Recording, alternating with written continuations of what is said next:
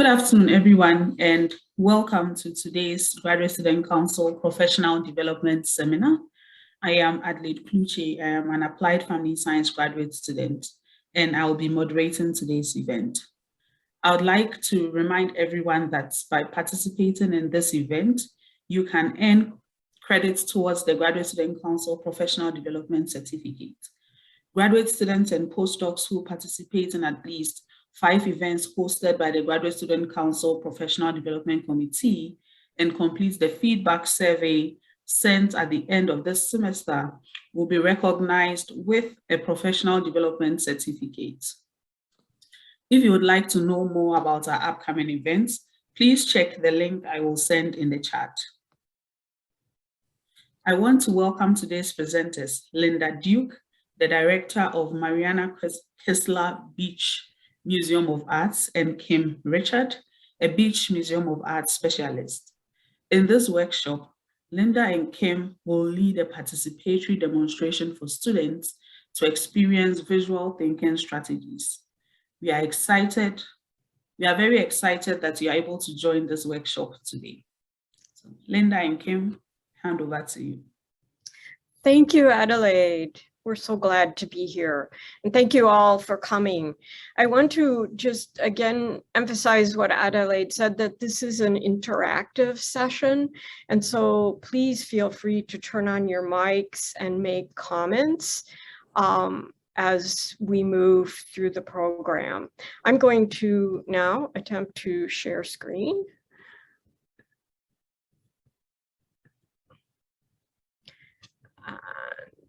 Give me one more second.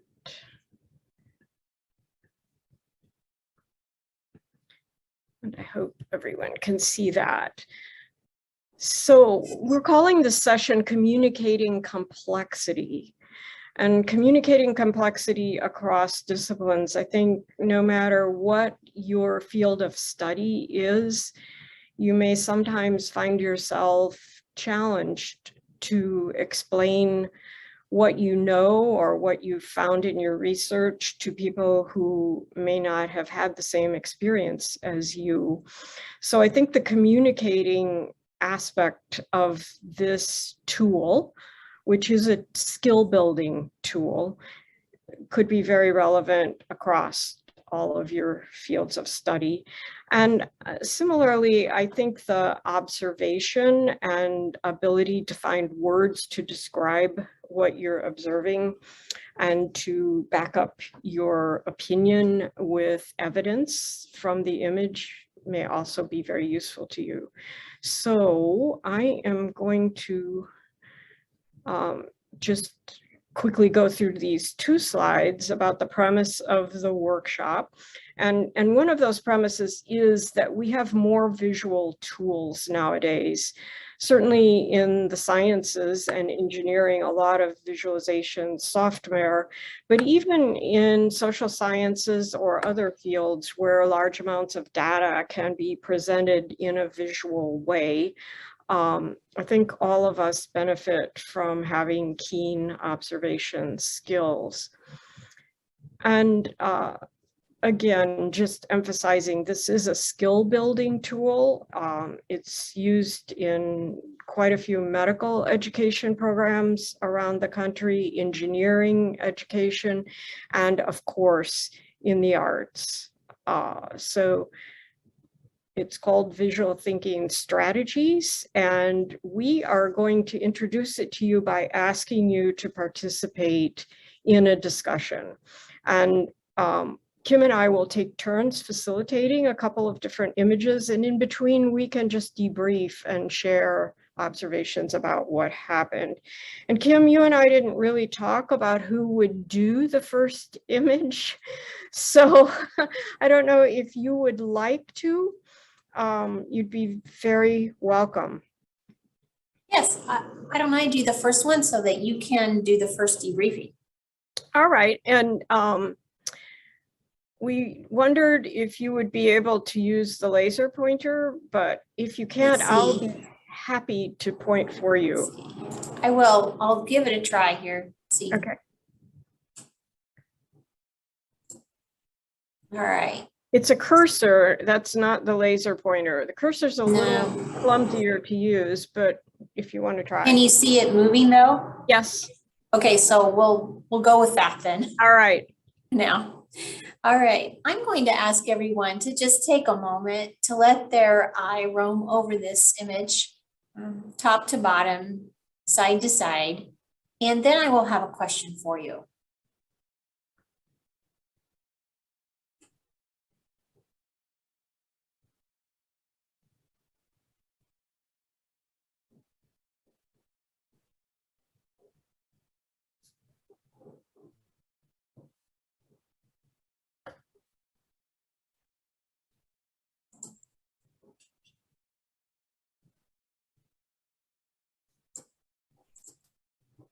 Oops.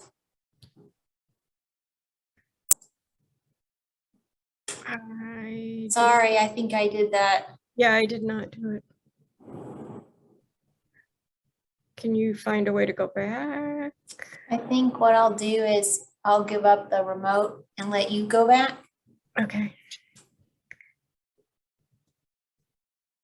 And then I'll let you move, I'll let you do the gesture. Oh, okay. I'm happy to. Okay.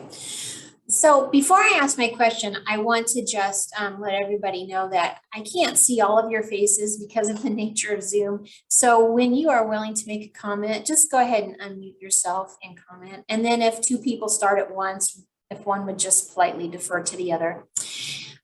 So my question is, what's going on in this picture?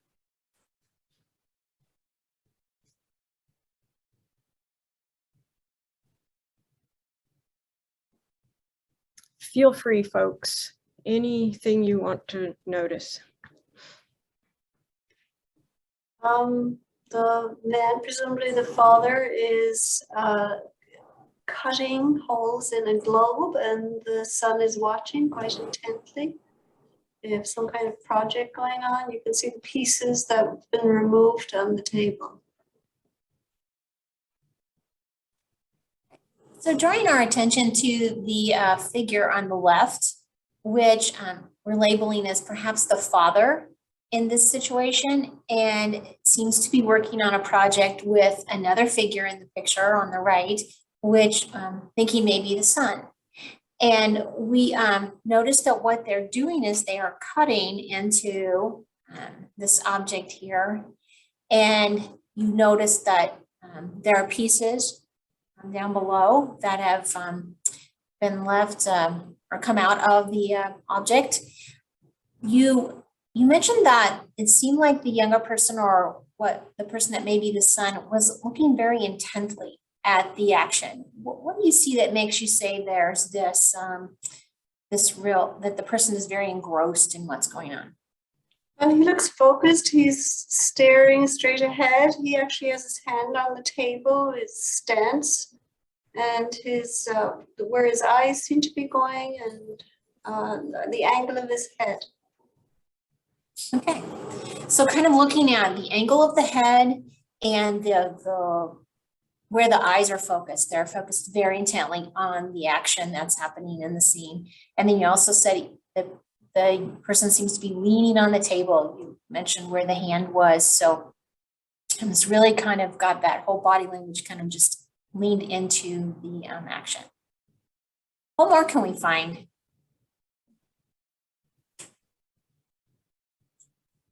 I wonder why is the element arranged at the bottom? I thought maybe that's some message want to convey there. There's some sequence of the element arranged in a row. Right. So noticing, drawing our attention to the writing at the bottom that you're calling elements, and you mentioned that they seem to be arranged in a certain order, and are maybe trying to give us a message of some kind. Did I get that correctly? Yeah. I just wonder. I haven't figured out why, but I suppose maybe that's some information trying to.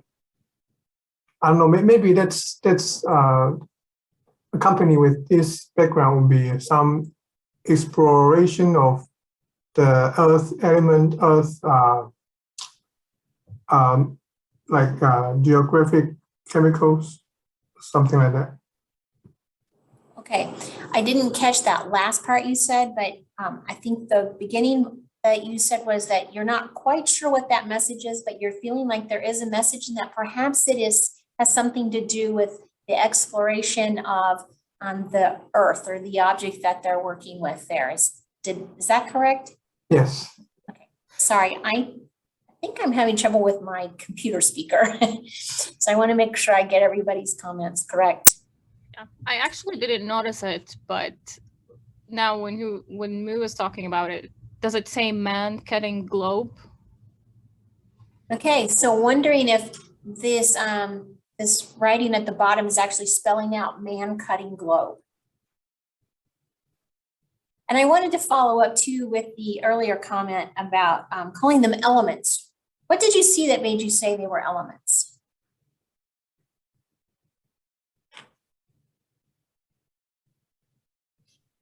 Kim, there are also some comments in the chat. Okay. Let me see if I can pull those up. Let me see that. Okay. Someone So- said, I think of colonization and the periodic table. That's Deborah Bolton. Okay, Deborah, so you're thinking of this image as drawing to mind colonization for you, and then also you mentioned the periodic table. Let's follow up with that. What do you see that makes you say colonization?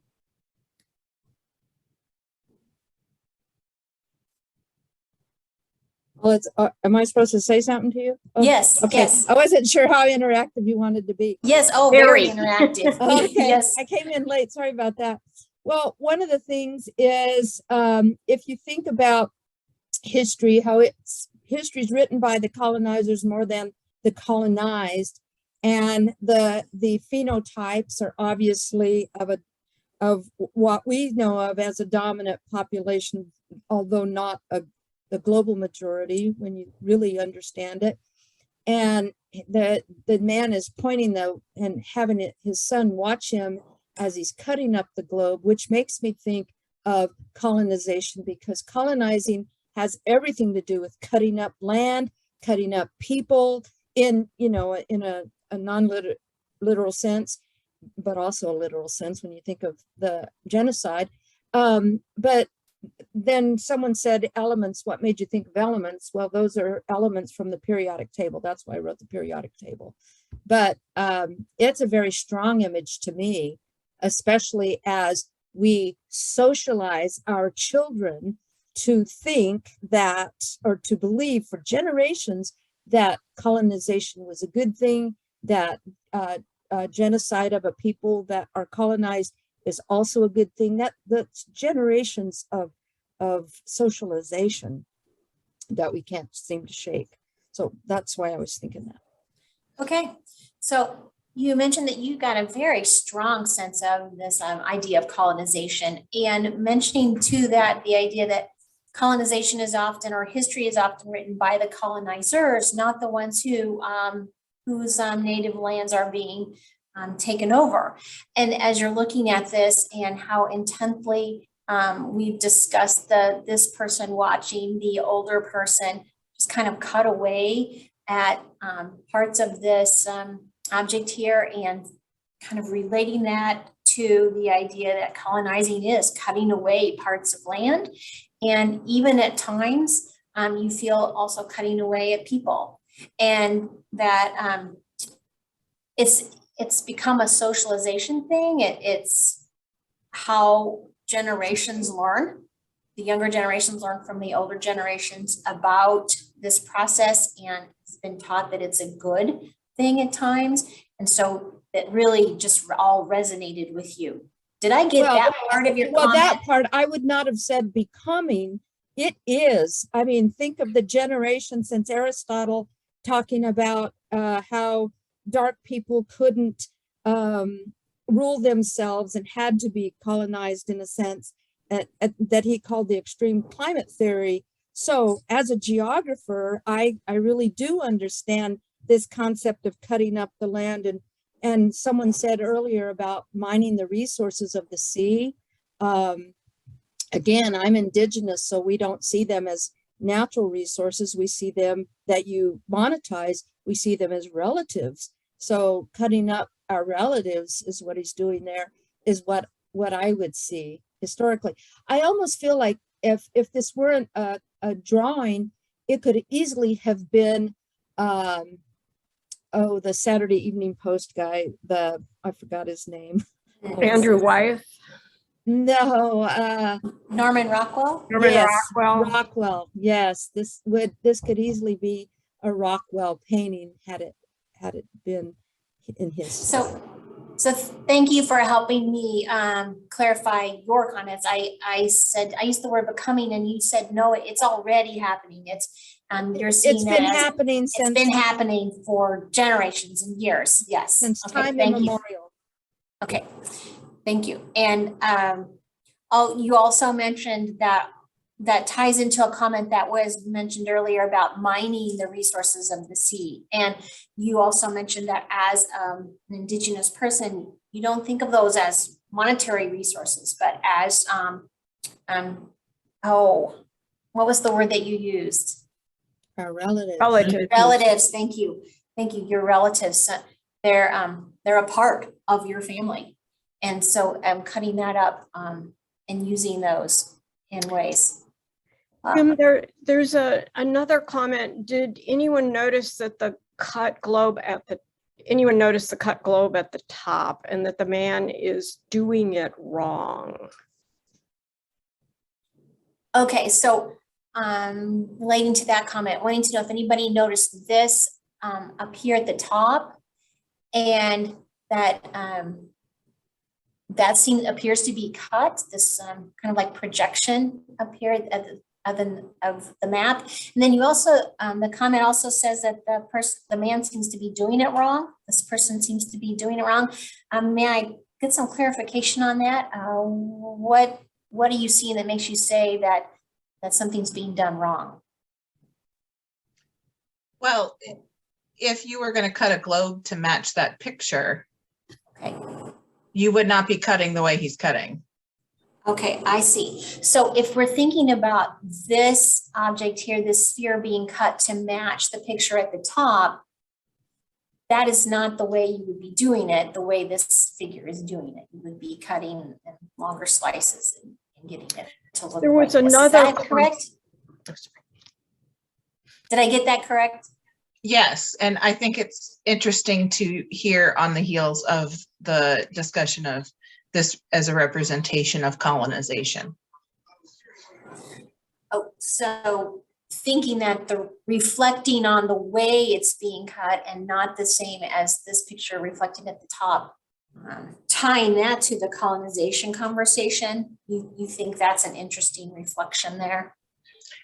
Yes, because you know the idea of that this is the wrong way to quote unquote cut up the globe.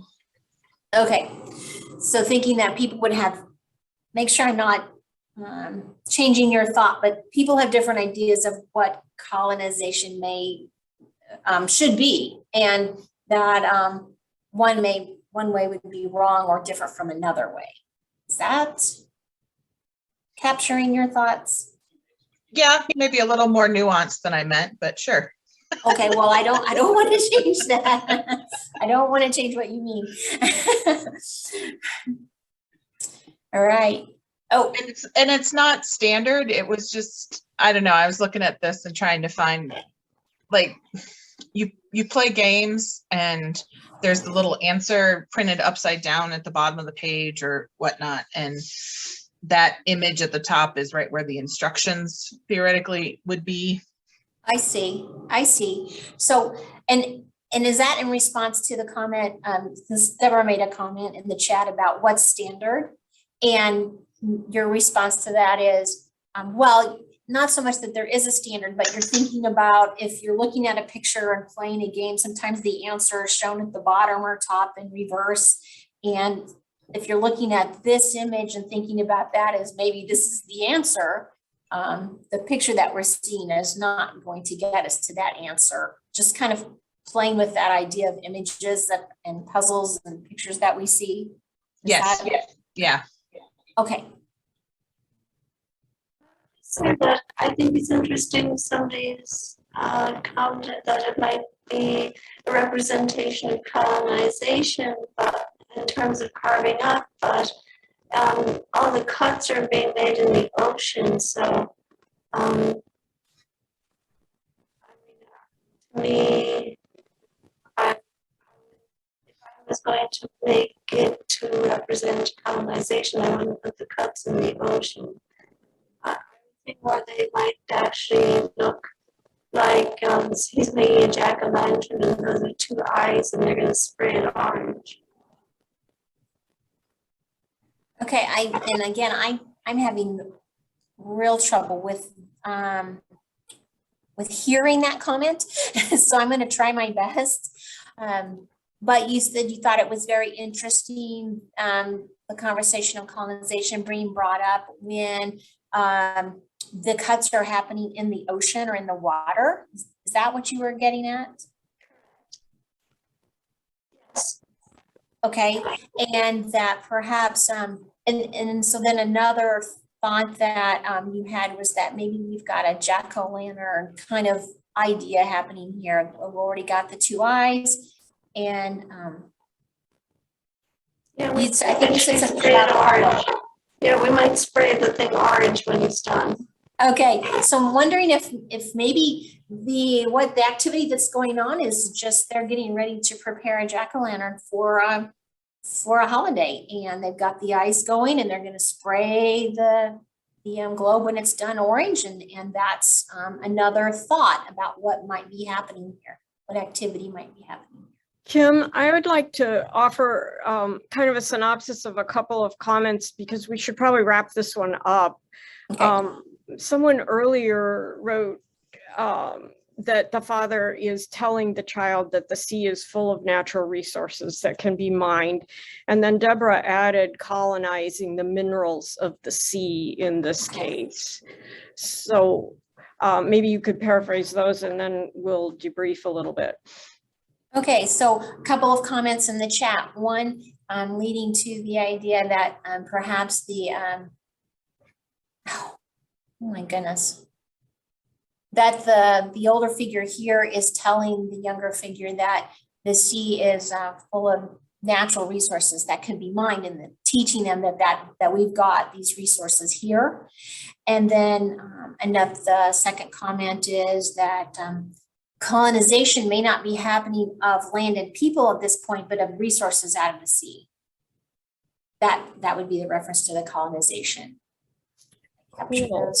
All right, thank you for bearing with me and some of the hearing issues I'm having here with my computer, and I appreciate everybody's comments, participation. Thanks, Kim. And please believe us, folks, this is a lot more fun in person Yes. if we could gather in front of an image.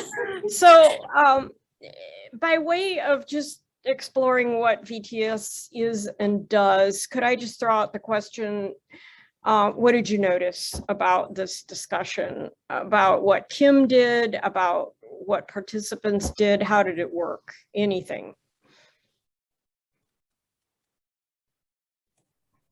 Everyone has a different interpretation. Definitely. And actually, one of the goals of VTS is that with experience, participants often come to really appreciate diversity of opinion instead of simply tolerating it. Because even if you may have noticed this, even if you disagreed with an interpretation someone made, it probably triggered thoughts in your head. Or at the very least, it helped you clarify what you disagreed with or what made sense and what didn't. So this really is about thinking critically, considering other points of view. What else did people notice? Did anyone notice how Kim started the discussion? What was her opening question? describe the scene. Yeah, more or less. I mean, her exact words were, Kim, do you want to say them? What's going on in this picture? Yeah, and actually the wording in for the facilitator is pretty strict and set. And so that comment, that opening sentence is meant deliberately to be as wide as possible. So she didn't say, what do you see? Which might seem like it was inviting people to just name things. She didn't say, what's the story here? But what's going on can kind of accommodate both of those. If people want to start talking about the graphic style, if they wanted to start interpreting, they can do any of that. And I guess at this point, I'd like to throw out a word for your consideration, or a phrase, and that is structuring the inquiry for oneself. And that's a basic premise here of really setting up a situation where a group practices being given no structure for interpreting this image and being invited to start that work anywhere they want to. And I would probably suggest that for those of you who are teaching, there is no better way to know who are the students in front of you than by listening to them and seeing how they do that. Otherwise, as teachers, we very often guess who our students are, what they know, where they're coming from. So that idea of structuring the inquiry for oneself. And in education, maybe there aren't enough opportunities sometimes for students to strengthen that mental muscle. We learn how to satisfy the teacher's structured requirements, to answer the leading questions, to jump through the hoops, and this is not about that. Anything else people noticed about the discussion? Linda, can you say that one more time, structuring the inquiry to?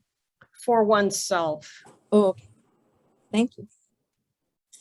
And Linda, too, while you were talking, Deborah added a chat and message in the chat that said that if you grew up looking at the Highlights magazine, you might be well practiced at VTS, or at least are familiar with that. Oh, wow. That idea. So that was the philosophy of Highlights. That's really cool. Well, what I'd like to do now, I'm not sure how much more time we have. Adelaide, can you remind us, do we have another 15 minutes? So the session is set to end at 3 p.m. and we like to leave times for questions and answers. Oh, okay, great. Well, what I'd like to do now then is maybe trade places with Kim and put up a different picture. So hold on here.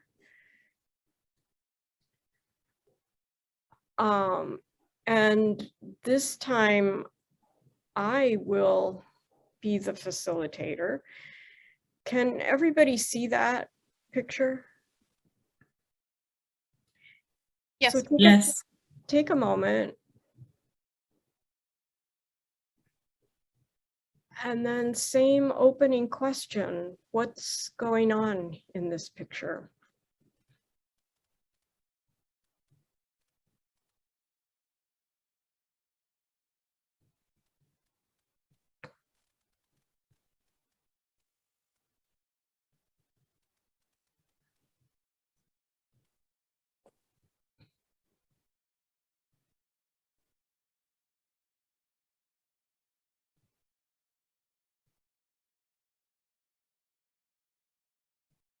Anyone? All right, two boys playing ball. It's either morning or later in the day because you see the shadows. And they're outdoors, and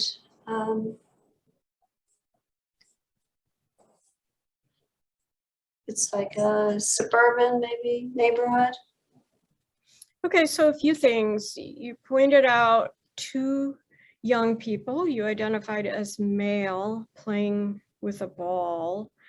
And can I ask, what did you see that made you speculate about the time of day relative to these forms? I The believe you shadows. yeah, you were referring to these, correct? Mhm. Do you want to say something about what about those? What did you see that made you say it could either be early in the day or later in the day? Well, the shadows would be longer because the angle of the sun is lower, so I don't know whether it's, I Okay, don't know which end of the beginning or end, I don't know. okay. So you're noticing the length of the shadow, and that's helping you think about the direction from which light is coming.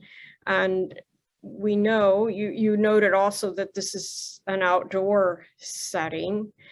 And oops. Oh, I did not do that. It might be on a timed, that happens to me sometimes. Okay, There we I go. hope that doesn't happen again. Sorry. And so being outdoors and noticing a strong light source, you're, thinking about the time of day. And can I just ask one more? What did you see that made you say a possibly suburban location rather than urban or rural? I see the supermarket wagon, so there must be a supermarket nearby. Okay.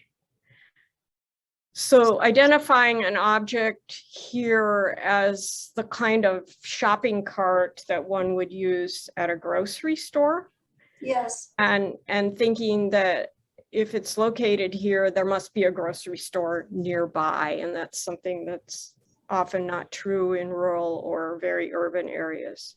It What looks more? like in a densely populated neighborhood, perhaps, with the proximity of the houses.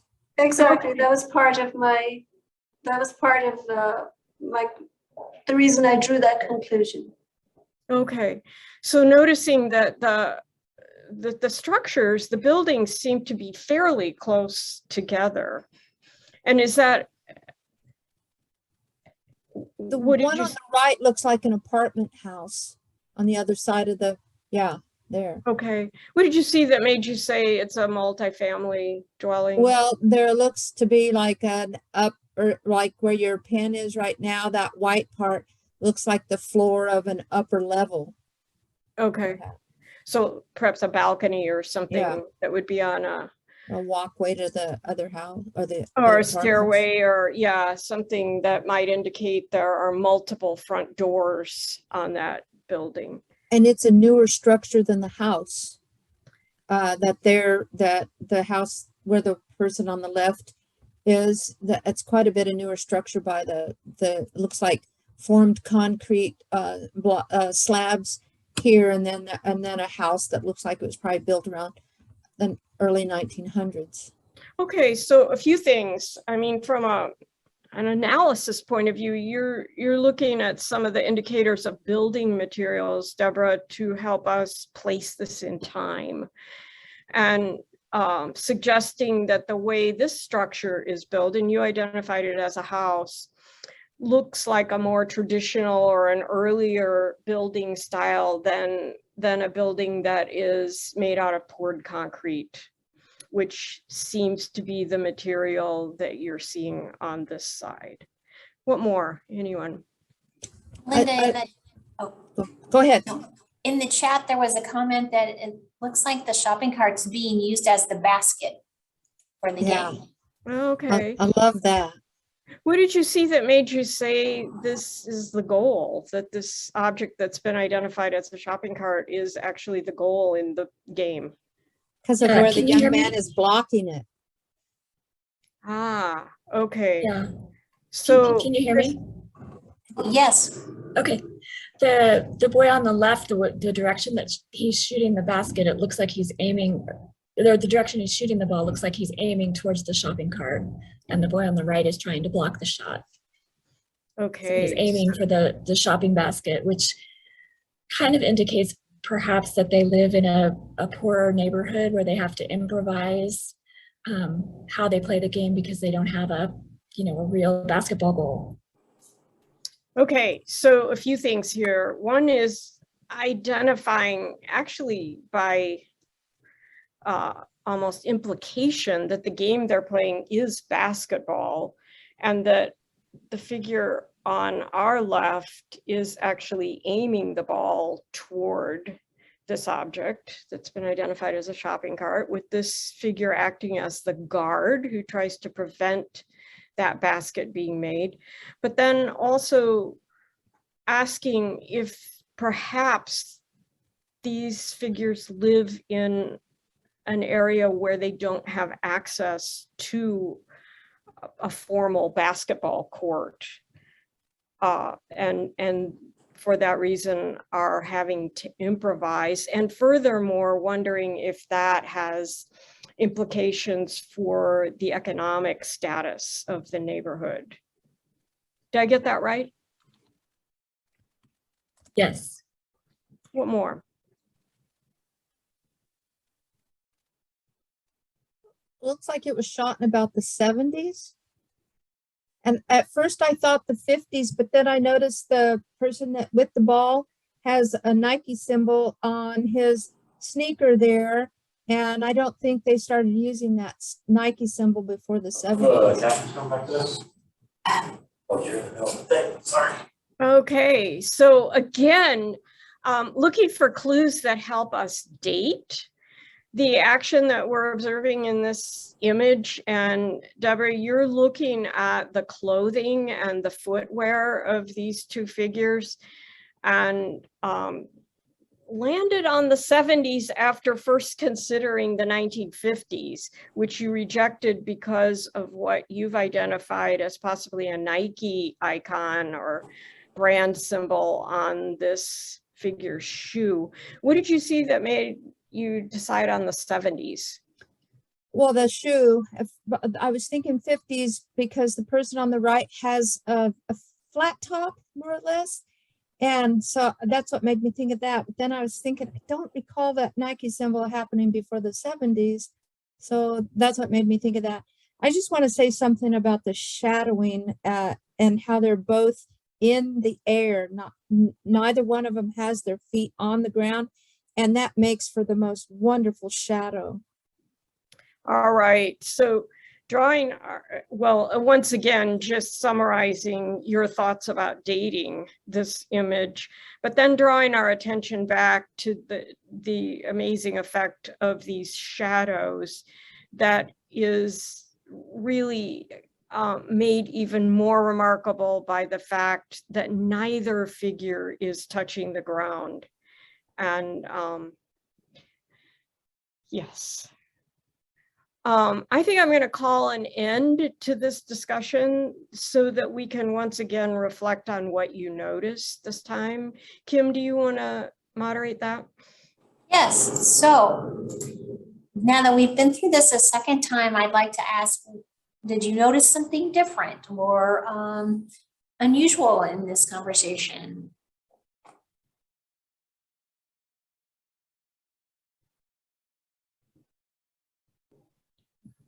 In other words, just different from what's been said Yeah, so far. yeah.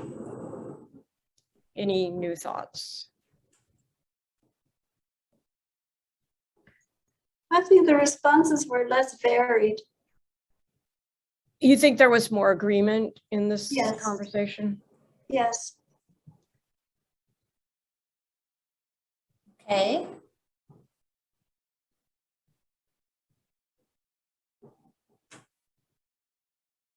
Any other Any other comments or anything else you did, Could I did you ask- just notice more about this type of conversation now that you've been through it twice?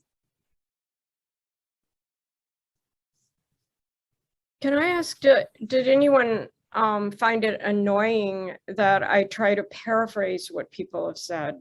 You heard it once, and then I struggled to put it into my own words, which can seem annoying to an adult group. But does anybody have some thoughts about the usefulness of that, why that might be a strategy? Oh, I think it's very useful. I think your interpretation, it's interpretation.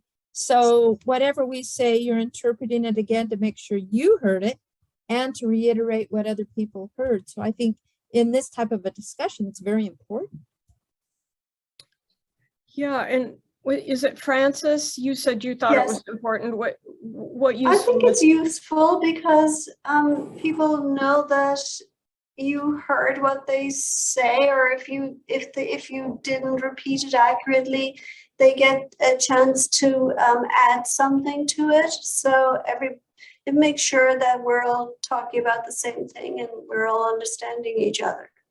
Very good. Yeah, I think it does have those multiple purposes. As you said, Deborah, it does sort of in a subtle way help people get used to the fact that saying it differently actually sometimes reveals different things about it. So it's a really good prompt for critical thinking.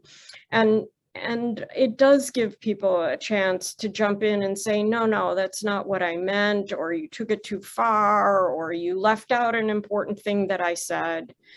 And I would only add, since we don't have a lot of time, that it is a sign of respect that the facilitator shows for every person's comment. Every comment was valuable, and I, as the facilitator, not only want to make sure I understood it, but I want to make sure everybody heard it. Because you know how it is, sometimes, especially in a classroom, there may be background noise, or maybe your mind was wandering for a minute, and you might not have heard everything that someone said. So there's a real emphasis put on respecting the comment and really taking it into consideration. Yeah, Linda, about comments, there are a couple of comments in the chat that I think you want to look at. Okay. Yes. Yes, so one of the comments, well, there was some more conversation about the image. Perhaps they were supposed to be mowing the lawn, and it turned into an impromptu game of basketball. Perhaps the shadows make it a more interesting subject photographically. Also so there's more, I don't know how much you want me to get into the more comments continuing the conversation, but into our debriefing, somebody mentions there's a move to a real photo rather than a cartoon would have changed how the group discussed the image or interpret it beyond observation. So if it was a different medium, I think is what Anne is trying to say. Okay. If that would have changed the discussion. Okay, those are all really valuable. So the comment about mowing the lawn and then sort of getting into a game is another great interpretive storytelling comment. The comment about the shadows really, again, focusing on a more aesthetic side of this image, what makes it interesting, what makes it striking. And then the question about switching from the image we saw first, which that artist has rendered that image both as a painting and as a print, but I believe the version we were looking at is a painting. And then this second image, a photograph, and just wondering, reflecting on what difference that might make in the approach people take to decoding the image. You know, do we make more assumptions about a photograph, for one thing? I think that's a whole topic that we could go into, but instead of going into that, because we have very little time, I'd kind of like to just put up one more image and just another really short one to see what more people notice. Kim, do you want to do this, or you want me to? What do you think? I'll give it a try. As I move closer to my speaker. So again, after you've had a moment to look at this piece, let's start with that question. What's going on in this picture?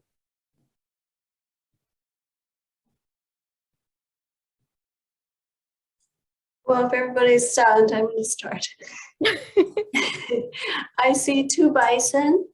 They look like they're in the Flint Hills Prairie, but it's a bit incongruous with the tall skyscrapers, like it's the other Manhattan, the Big Apple. And some, I guess, mountainous or hilly landscape in between. Kind of noticing an overview of the entire image is start here at in the forefront. We noticed two animals here, two creatures that you're labeling as bison that appear to be standing in this area, this kind of prairie with these tall grasses around it.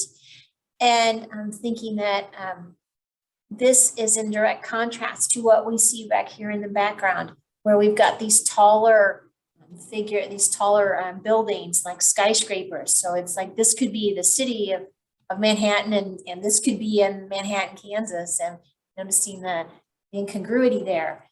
And then in between, we have this structure, these mountainous, like more organic shapes, and different from the buildings. What do you see that makes you say that these shapes here are mountainous or of that tall, that big mountain rocky terrain?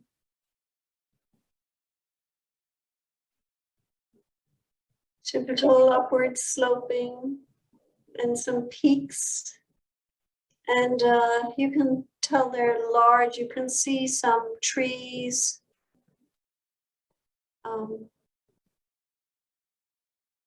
Looks like a path too, a path or a road. Yeah, where the cursor is. Mm-hmm. Right.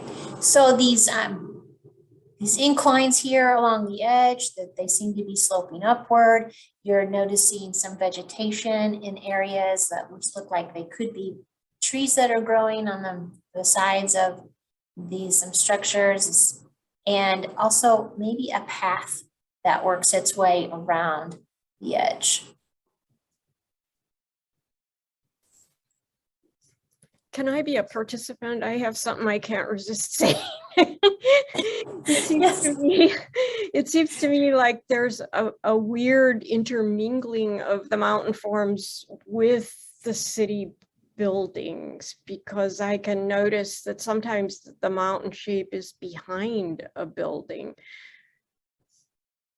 Yeah. So noticing that these two areas here, the center area, the middle area that seems like these more natural forms, mountainous-like forms, we've been calling them, and then the area in the back that seems to be like the man-made structures have this mix. In the middle, they are kind of blending together. And you're saying this because you're noticing that in one specific spot, it seems like the mountain-like form is behind the building. So it's like there's not a clean stop between the mountain area and the building. There's this interplay between them. And you know, the city that's behind there is a mixture of buildings. It looks like buildings from San Francisco, from New York City, and from Los Angeles. So it's a mixture of buildings that isn't all one city. They've used lots of iconic buildings from major cities. So as you're looking at these structures in the back, you're feeling like you're recognizing buildings from many different large cities across the United States. You've mentioned San Francisco, Los Angeles, New York. And so your idea is that it's not one city that's being referenced here, but the cities in general, or a multitude of cities. Is that fair? Yes.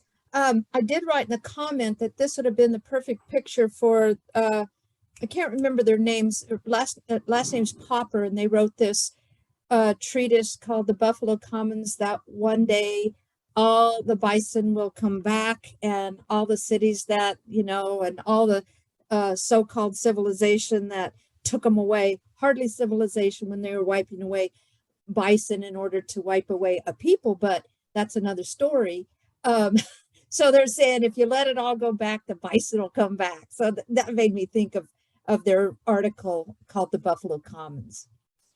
Okay, so you're thinking of bringing to us some information that you've read in the past, and that it's outside of this image. I mean, writing that's part called of what Buffalo. informs your interpretations, is you bring your own semantics to an interpretation, and that's why we all have different interpretations or semantics. Okay, yeah, and the name of the piece is Buffalo Commons, and just to make sure that everybody's all on the same page, if we haven't read it, it comments on how the land of the buffaloes was taken over for all of the civilization, and then at one point, if all of the civilization falls down or all of this urban structure goes away, the buffalo will come back, or the bison will come back. And so this image is really bringing to mind that story for you, and wanted to share that as well. One more thing, if I may, I don't mean to talk too much, but I have an active imagination. And if you know anything about bison, you see the horns. The horns on the right are indicative of a female, and the horns on the left are indicative of a male because they're straighter. And so we are to think that these bison will procreate and make more bison for this. And but just a thought there.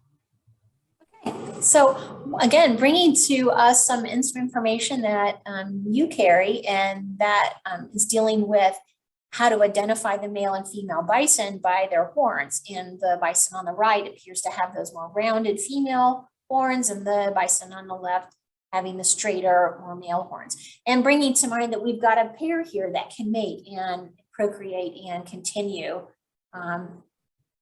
their actual lineage. And then there was a comment in the chat about a yellow square on one of the bisons. That is, if I could just say, is not supposed to be there. That is a digital thing. I tried to erase it. Okay. It was an accident. Yeah, Apologies. and it is gone, so it is not part of the image. And actually, I think, Kim, if there's anything else important in the chat that you want to address, but let's bring this one to a close so we can have our final discussion. Okay, so again, I don't see anything in the chat, so I want to thank you all for your participation.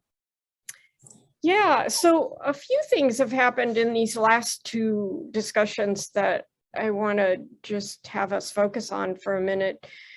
First of all, did anyone notice how Kim, as the facilitator, handled someone in the group bringing some very specific information to the discussion, information that probably not everyone had? What's the facilitation technique when that happens?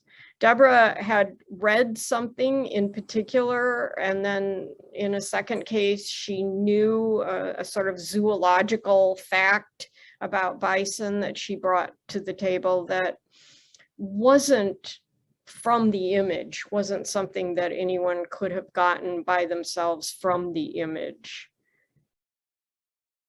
So Kim explained it in a way that others who do not have the perspective of what Deborah was talking about would at least understand it to an extent. Right. So she simultaneously honored the knowledge that Deborah brought to this discussion, but she also made clear that it was a special sort of, in the language of the VTS research, we say that in that moment, Deborah functioned as the more capable peer, that there was a peer group having a discussion, but in any peer group at any moment, someone's life experience or their reading experience or whatever might allow them to step up to being the more capable peer and bringing something that's useful for the whole group. Does that make sense? And I think Yes. one of the things I love about VTS is that it is really true that no matter what a participant's life has been, there will be things in their life experience that can allow them to be that more capable peer. And I think sometimes, especially for young people who may feel like the classroom is unrelated to the reality of their daily life, I think it's extremely important to create a situation where they can bring personal knowledge to a classroom discussion and have it be valued. And then the other question I wanted to ask is, did anybody notice how it happened, especially when I was facilitating, that there was a very long silence? I opened the discussion and nobody said anything for a very long time. And then I said something like, anyone. But just, what did you notice about that?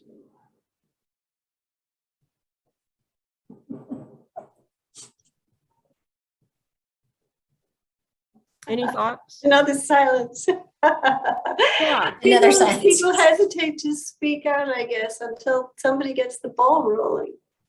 Right. And There are those who think we talk too much. I'm highly opinionated and I tend to talk more than most in the group. And so I try to be respectful and shut up. okay. Well, my job as facilitator is to remain comfortable with your silence and really to respect that. And again, this works better when we're all together in person. As long as people are looking at the image, I'm just gonna be comfortable with it. If you want to think longer, and the truth of the matter is that sometimes during a discussion, there'll be a long silence, even an uncomfortable silence, and then someone will say something that changes the whole discussion. It's like a breakthrough moment.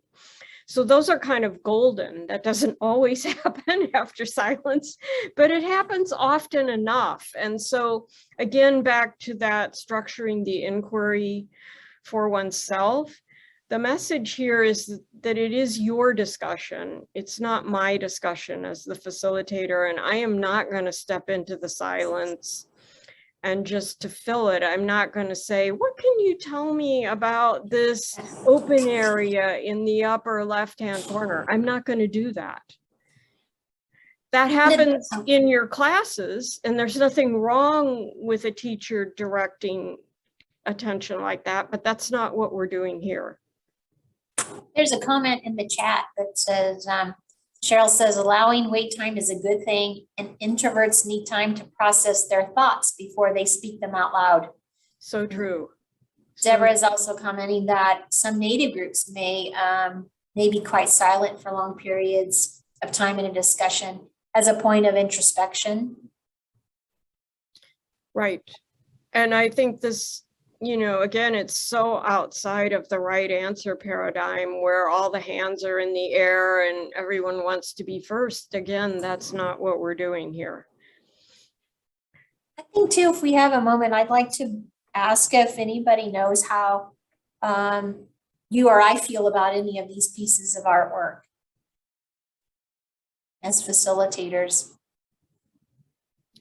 So you're asking, did Kim or I share our views about these images? Yeah. Are you going to? Only if asked. Okay, will you?